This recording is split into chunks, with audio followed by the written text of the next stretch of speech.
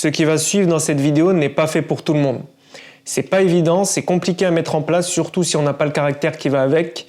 Et c'est le fait d'attirer l'attention sur soi, d'attirer la lumière, d'attirer les regards sur sa propre personne.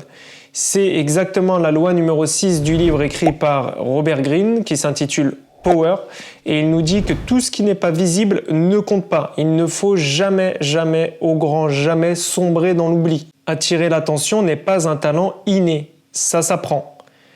En plus de ça, on a chacun nos traits de personnalité. Il y a des extravertis, des introvertis, mais c'est beaucoup plus complexe que ça. Tu as une nouvelle catégorie qui est apparue récemment, c'est les ambivertis. C'est des personnes qui sont capables d'être les deux à la fois suivant les situations. Et moi, je pense qu'on est à dominante de l'un ou de l'autre. On n'est jamais à 100% extraverti ou à 100% introverti. Ça dépend de beaucoup de choses. Après, tu as la timidité aussi qui rentre là en ligne de compte. Mais la timidité, ce n'est pas une maladie. Hein. C'est quelque chose qu'on peut travailler. On peut remédier à sa propre timidité. Donc, on va peut-être pas suivre 100% de cette loi-là parce qu'elle peut être très difficile et ne pas correspondre à notre personnalité, mais on peut essayer de s'en approcher ou en tout cas de voir quelles seraient les situations dans lesquelles on pourrait se mettre en avant et faire en sorte d'être un petit peu sous les projecteurs. Il faut associer votre nom à une caractéristique, il faut trouver votre signature. Une fois ton image établie, tu as trouvé ton apparence. L'auteur nous explique que c'est une erreur de croire que cette apparence ne doit pas être controversée. Si vous êtes attaqué, ce n'est pas grave, bien au contraire. Il vaut mieux être attaqué qu'être oublié. Les attaques joueront en votre faveur. Quelle que soit la nature de ta notoriété, c'est une bonne chose, il faut l'apprendre. Il ne faut pas faire le difficile et regarde un petit peu les personnalités que l'on voit exploser dans notre monde contemporain. Regarde un petit peu toutes ces personnes qui ne créent aucune richesse mais qui engrangent des fortunes colossales juste parce qu'ils lancent telle ou telle polémique ou parce qu'ils ont un physique atypique ou voilà, ils ont une apparence un petit peu sulfureuse et ça joue en leur faveur. Ça apporte de l'eau à leur moulin. Si tu es critiqué négativement, ça jouera en ta faveur in fine. Autre exemple, regarde les livres qui sont fustigés, qui sont critiqués, qui font polémique. C'est toujours les livres qui font le maximum de ventes.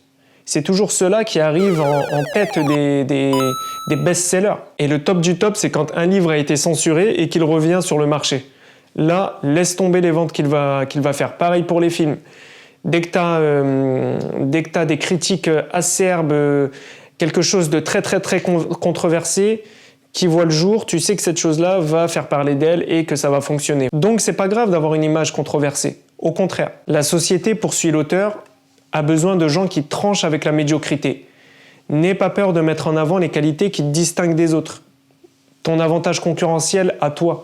Mets-toi un petit peu dans la lumière. Mieux vaut être calomnié qu'être ignoré. Et si jamais tu te retrouves dans l'ombre, alors il faut tout faire pour en sortir. Et il y a une méthode qui est radicale et très efficace, par contre elle est très difficile à accomplir, c'est d'attaquer la personnalité la plus en vue dans ton domaine, dans ton sport, dans ton art. Là, tu peux être sûr d'attirer tous les regards sur toi. Et j'ai une petite anecdote à te raconter à ce sujet.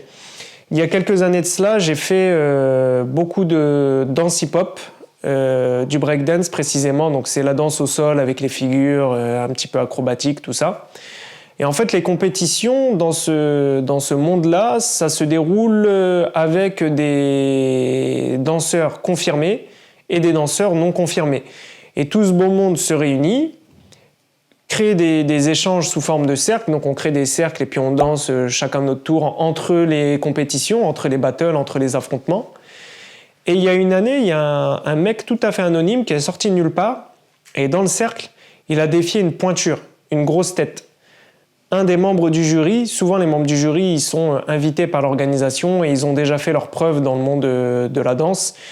C'est des gens qui ont une certaine renommée, voilà. Et donc là, pour le cas qui nous intéresse, le juge qui a été défié par la personne qui a été anonyme était une pointure mondiale, très très très connue. Et en fait, le danseur lambda, il a porté son courage et il a été défié aux yeux et au su de tous, le danseur qui était ultra connu. Tout le monde s'est attroupé autour du cercle et là a commencé l'échange entre les deux danseurs. Et la personne lambda est passée du jour au lendemain de danseur anonyme à danseur. Ah, t'as vu, c'est lui qui a défié telle personne. Donc, il est sorti instantanément de l'ombre à la lumière. Ça, c'est un petit exemple qui illustre, que j'ai vu de mes propres yeux et qui illustre cette technique-là dont nous parle l'auteur. Ce jeu-là exige une violence constante et une grande créativité. Tu sais, les gens se croient supérieurs à ceux qui sont prévisibles. Il faut donc créer la surprise, être là où on ne t'attend pas. Les choses ne passent pas pour ce qu'elles sont, mais pour ce qu'elles paraissent. La forme est au moins aussi importante que le fond. À l'école, on nous a toujours appris que la forme était moins importante que le fond. Sauf que non, c'est au moins aussi important. Les proverbes comme « l'habit ne fait pas le moine » ne sont pas toujours vrais. Quand tu vas à un entretien d'embauche ou que tu passes un concours, l'oral d'un concours, il faut toujours que tu correspondes en apparence à ce qu'on attend de toi.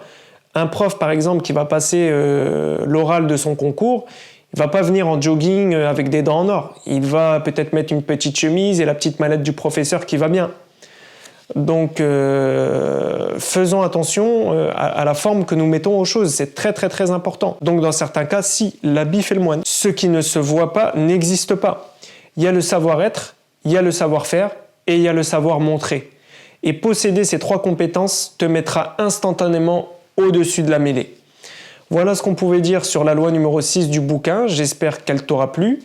Si le concept te plaît, n'hésite pas à rétribuer la vidéo d'un j'aime, de t'abonner à la chaîne et d'activer la petite cloche pour être au courant chaque fois qu'une nouvelle vidéo sortira.